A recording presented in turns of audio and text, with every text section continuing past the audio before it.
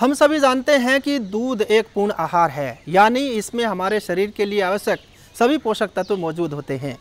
दूध की मांग को देखते हुए हमारा प्रयास रहा है कि दूध का अधिक से अधिक उत्पादन बढ़े और इस प्रयास में हम सफल भी रहे हैं और दुग्ध उत्पादन में हमारा दुनिया में पहला स्थान है, लेकिन इसे और भी अधिक बढ़ाए जाने की आवश्यकता है। उत्तम नस्ल सुधार करके हम दूध का उत्पादन अधिक बढ़ा सकते हैं। हमारे किसान भी नस्ल सुधार कार्यक्रम में रुचि ले रहे हैं और उत्तम नस्ल के पशुओं को पालकर दुग्ध उत्पादन बढ़ा रहे हैं। दुग्ध उत्पादन में उत्तम नस्ल का क्या महत्व है, आइए देखते हैं।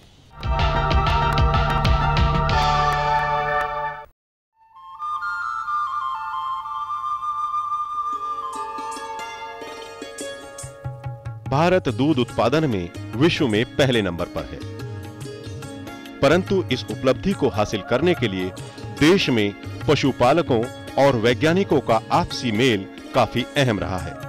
वैज्ञानिकों ने जहां एक ओर भारतीय परिस्थितियों के अनुरूप दुधारू पशुओं की संकर किस्में तैयार की, वहीं दूसरी ओर देश के किसानों ने इन किस्मों को अपनाया।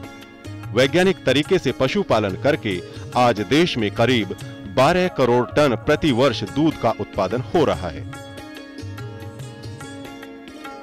दूध उत्पादन से जुड़े ताजा आंकड़ों के अनुसार देश के कुल उत्पादन में करीब 85% योगदान देसी नस्लों का है और इसमें भी करीब 50 से 60% दूध उत्पादन भैंसों से प्राप्त होता है। संकर नस्लों का देश के कुल दूध उत्पादन में योगदान करीब 15% ही है। देश भले ही विश्व में दूध उत्पादन के मामले में पहले नंबर पर हो, परंतु अभी भी प्रति व्यक्ति दूध की उपलब्धता करीब 270 ग्राम ही है, जबकि विश्व स्वास्थ्य संगठन के अनुसार कम से कम 285 ग्राम दूध उपलब्ध होना चाहिए। इसके लिए आवश्यक है कि पशु अच्छी नस्ल के हों और साथ ही रोग मुक्त भी हों। किसानों के बीच अच्छी नस्ल के पशुओं को सरकार द्वारा काफी प्रोत्साहन दिया जाता है। NDRI यानी राष्ट्रीय डेयरी अनुसंधान संस्थान करनाल द्वारा हर वर्ष अखिल भारतीय पशु मेला लगाया जाता है और बढ़िया नस्ल के सांडों को पुरस्कृत भी किया जाता है। हमने NDRI के पुरस्कार विजेता जिला गाजियाबाद गांव रईसपुर के किसान राजीव चौधरी से बातचीत की। मैं पिछले 25 सालों से डेयरी व्यवसाय में और पशुधन में मेहनत कर रहा था। आज हमारा जानवर NDRI करनाल में प्रथम पुरस्कार लिए हैं और उसके बाद मेला चैंपियन बना हमारा सांड ऑडी। उसमें हमें बहुत साल की मेहनत और लगन के साथ ये तरक्की मिली है। इसलिए इसमें लोग सोचेंगे आज ही मालदार हो जाए, तो वो तो नहीं हो सकता। समय के साथ सारा काम होता है और हमारी नौजवान पीढ़ी आजकल इससे बच रही है थोड़ा। मेरा उनसे यही अनुरोध है कि इसमें इंटरेस्ट दिखाएं और इसमें आगे बढ़ें। आज हमारे यहाँ 8 लीटर, 10 लीटर की, 12 लीटर की गाय औसतन दूध दे रही है। हमारा मकसद है अगर उसमें बच्चा आगे बछिया आती है तो वो कम से कम 15-18 लीटर तो कम से कम उनके यहाँ दूध का उत्पाद बढ़े, ताकि उन लोगों को आगे कुछ फ़ायदा हो सके। और मौसम के साथ साथ चारा, दाना, हर चीज़ मौसम के साथ तब्दीली होती है, तब्दीली करनी पड़ती है सांडों में। नीचे साफ़ सफाई का पूरा ध्यान रखना पड़ता है, क्लीनिंग, वॉशिंग। सांडों को कलेक्शन से पहले पूरा वॉशिंग और सारा एवरी कलेक्शन डे पे पूरा ध्यान रखते हुए पूरा रखरखाव के साथ हम लोग इस काम को आगे बढ़ा रहे हैं। और उम्मीद करता हूँ जैसा रिजल्ट फील्ड में लोगों को मिल रहा है वैसा ही मिलेगा और आगे हम लोग इसमें बढ़ोतरी कर सकेंगे।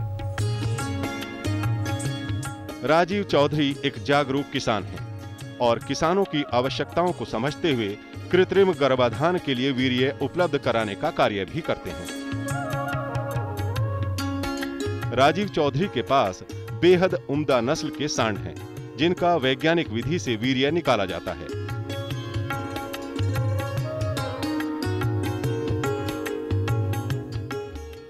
और उसको जीवाणु रहित वातावरण में विदेशी मशीनों के द्वारा ट्यूब में पैक किया जाता है और इन ट्यूबों को तरल नाइट्रोजन में सुरक्षित रखा जाता है।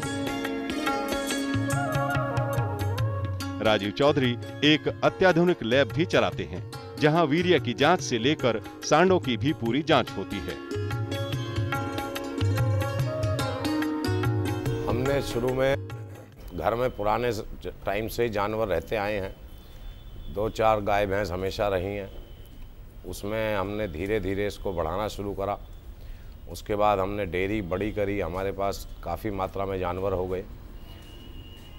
उसके बाद हमने अपने घर के बच्चे तैयार करे अपने गायों के लिए, सांड वगैरह। उसमें हमें बाहर का सीमेंट भी इस्तेमाल करा, उसमें कुछ शिकायतें रहीं तो हमने अपने घर के सांड तैयार करे, उससे हमें लाभ मिला। ऐसी करते करते हमें 25 साल तकरीबन हो गए हैं। उसके बाद हमारा संपर्क वेटनरी डॉक्टर्स और उन सब से हुआ। उसके बाद हम डॉक्टर पीएन भट्ट से मेरी मुलाकात हुई और डॉक्टर पीएन भट्ट ने मुझे सलाह दी कि आप बुल स्टेशन चालू करिए और इसकी बहुत डिमांड है। अच्छी क्वालिटी का सीमेंट की कमी है देश में काफ़ी हमारा भारत सरकार की तरफ से बहुत सहयोग रहा, बहुत सीमेंट बैंक बनाए।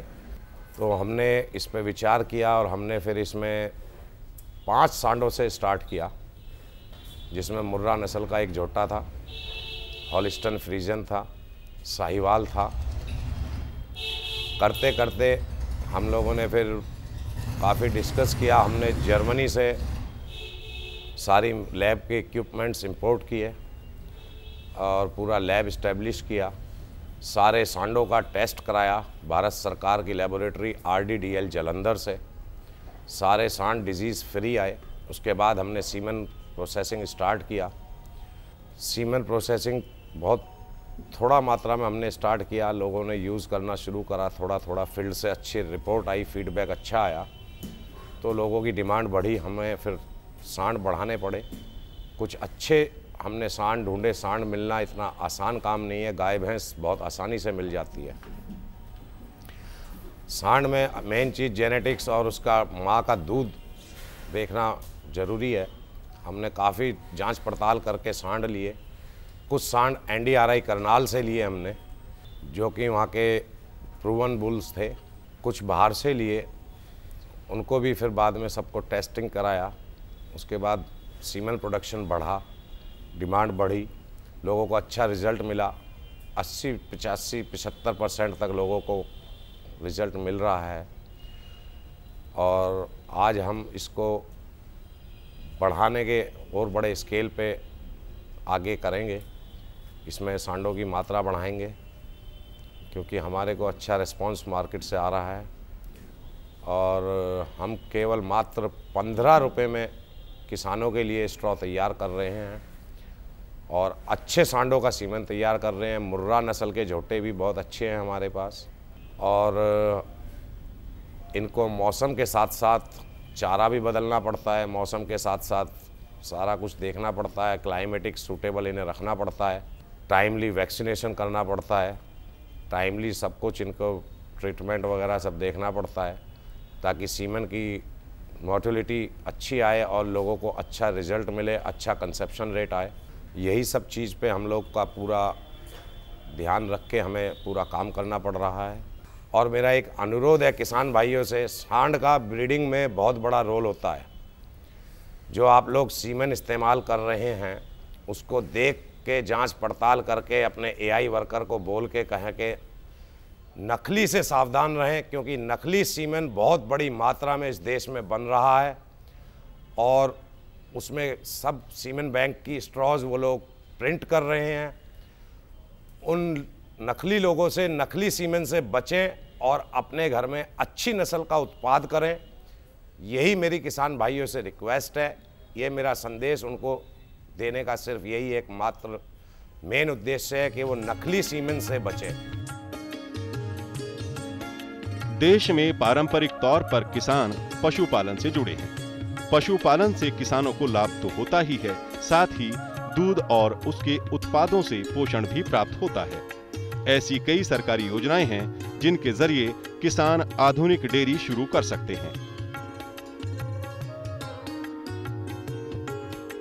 और दूध उत्पादन बढ़ाने में योगदान दे सकते हैं। पशुपालन या डेयरी व्यवसाय सिर्फ एक कारोबार ही नहीं, बल्कि ग्रामीण भारत की जीवन पद्धति का हिस्सा है। जरूरत है इसमें वैज्ञानिक और आधुनिक विधियों को अपनाया जाए और समावेशी विकास के सपने को साकार किया जाए।